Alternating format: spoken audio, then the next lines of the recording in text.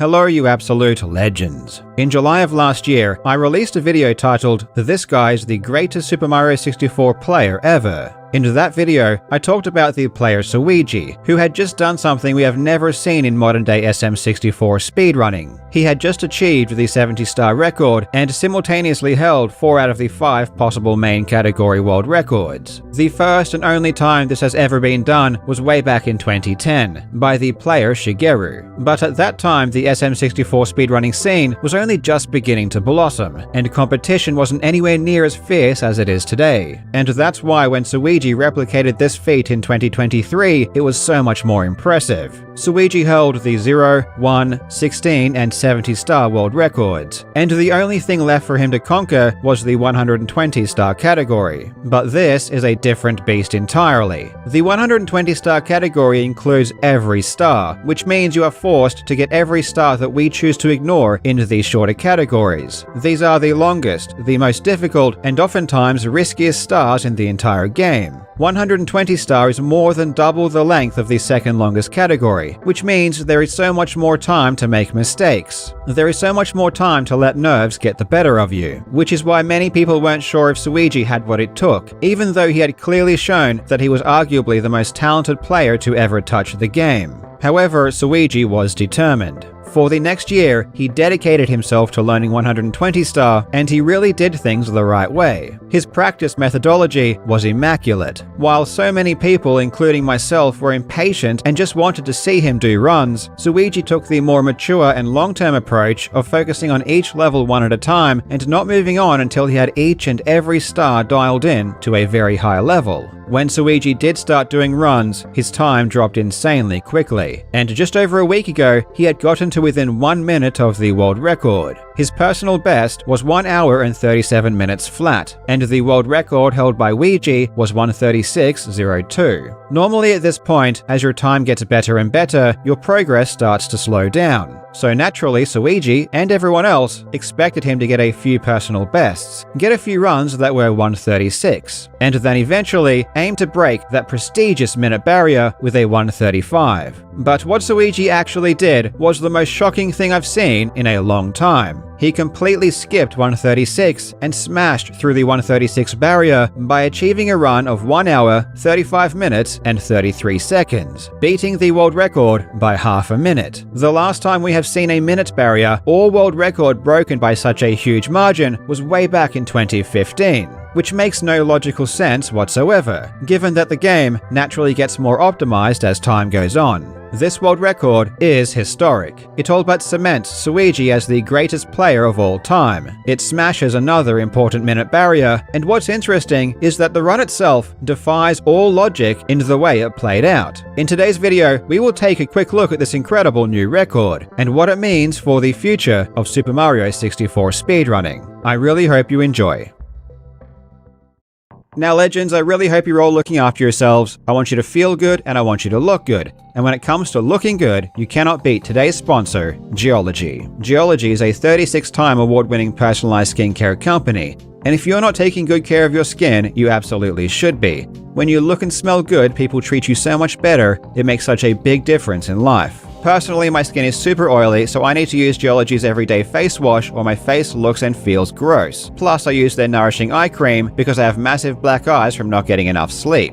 But if you have problems with dry skin or acne, Geology is perfect for that too. Geology has a whole range of products including body washes, deodorants, and hair shampoos and conditioners, and seriously everything smells amazing. The process is super simple. Just take the 30-second quiz and Geology will send a personalized routine right to your door. There is a good reason Geology has over 10,000 5-star reviews. And right now, Geology is offering an incredible 70% off their award-winning skincare trial set. So just click the link in the description or scan the QR code on screen and use code CarlJob70 to try Geology and start looking your very best today.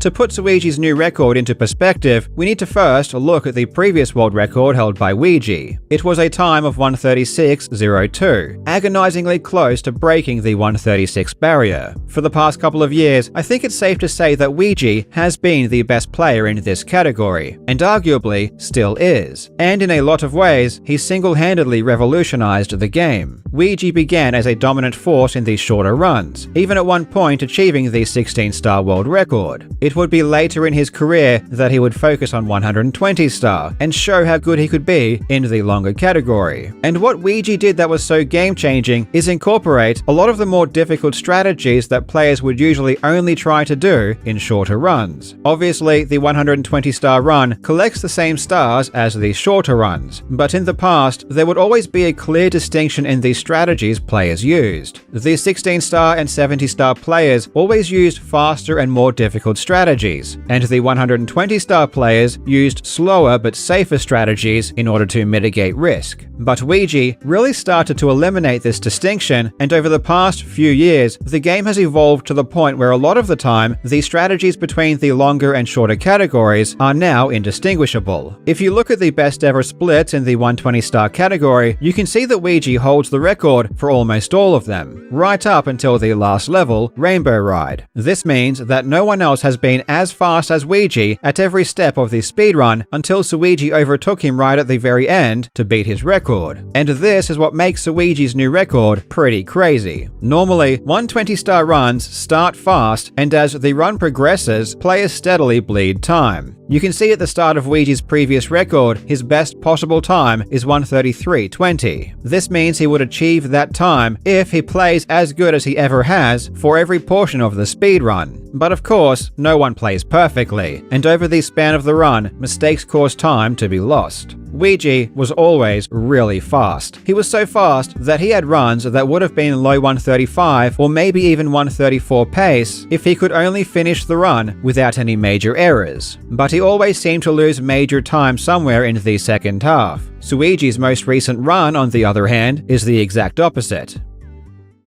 The first half of Suigi's run was extremely average. In fact, the run was so slow that after making another mistake 37 minutes in, Suigi literally said that the run was over. Happened, but okay. Cool, wow. Just fucking get in the lava. This run is pretty over. After collecting the Vanish Cap, Suigi was more than a minute slower than Luigi's world record. Yes, you heard that right. 40 minutes into the run, he was already 1 minute and 10 seconds behind Suigi. At the same point in the run, Luigi's best possible time was still a 1:33, while Suigi's was already a 1:35. This means in the entire last hour of the run, Suigi was more than a minute and a half faster than Suigi, and he only lost 30 seconds against his own theoretical best. And that's even with a missed Bowser throw at the end, which cost more than 10 seconds alone. This is stupidly good. Instead of suffering from nerves, Suigi seemed to play better and better as the run progressed. There honestly isn't much to say about the second half of Suigi's run other than that he played really good. By every metric, this second half is by far the fastest anyone has ever done in history. Suigi even managed 4 gold splits, which briefly caused his best possible time to go back down below 1:35. Obviously, Suigi's technique is amazing, but what really stands out is also his ability to minimize the negative impact of mistakes. There were many times throughout the run where he missed a jump or made some mistake that messed up his movement, but he didn't let it faze him, and he was always extremely quick to recover. Dampening the negative impact of mistakes is such an important skill, because I've seen other top players make the exact same mistakes and lose so much more time. And it's clear that Suigi has spent a lot of time learning backup strategies. For example, in this star, he missed a triple jump off the arch, and backed it up immediately by triple jumping off a nearby sign. Suigi appears ice cold throughout the entire second half, but it's clearly not because he isn't feeling some intense emotions. We know that he must be feeling something, because at the end of his run, his reaction is one of the most emotional I've ever seen.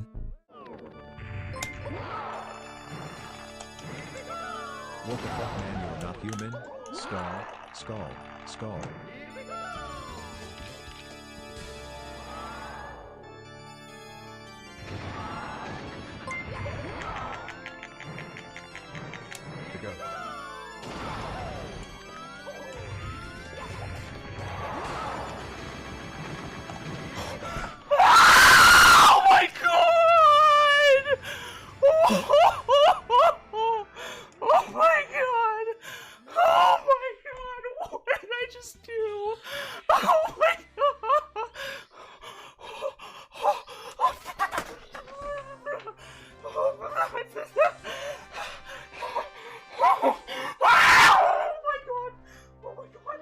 Everything about this run is insane. Suigi skipped over 136 completely and beat his personal best by 1.5 minutes. He smashed through the 136 barrier, breaking it by the biggest margin we have seen in a decade. With this record, he proved to the world that he can be just as dominant in the longest category as he can in the shortest. And it has to be repeated that at one point this run was over a minute slower than the previous world record. If Suigi cleans up his starts and can be just as quick as Ouija in the first half, he is totally capable of achieving a 134, which would be utterly mind-blowing. But what is even more exciting for me is the prospect of Suigi holding all 5 of the main category world records. Suigi spent more than a year working on his 120-star run. During that time, he did manage to keep the 0, 1, and 16-star world records, but his 70-star world record did ultimately get beaten by the runner Ikori. I asked Suigi if he was planning on going back to the 70-star record, and he said that right now he is still focused on 120 and taking that as low as he can. But he said the 120-star grind has made him a far better player than he was when he last played 70. So if and when he does decide to go back to 70-star, he is going to do some serious damage. Suigi's shorter category world records are still light years ahead of second place, so they are probably very safe in the meantime while we wait. And if Suigi does get 5 out of 5, which if it isn't obvious by now he can clearly do, this will be, in my opinion, the greatest achievement in speedrunning history. In any case, Suigi has already placed himself firmly at the top of the greatest SM64 players of all time. While his career has been relatively short compared to a runner like Cheese, who has been dominant in 120-star for many years, no one else in modern times has been anywhere near as overall strong as Suigi in all categories. It's not even close.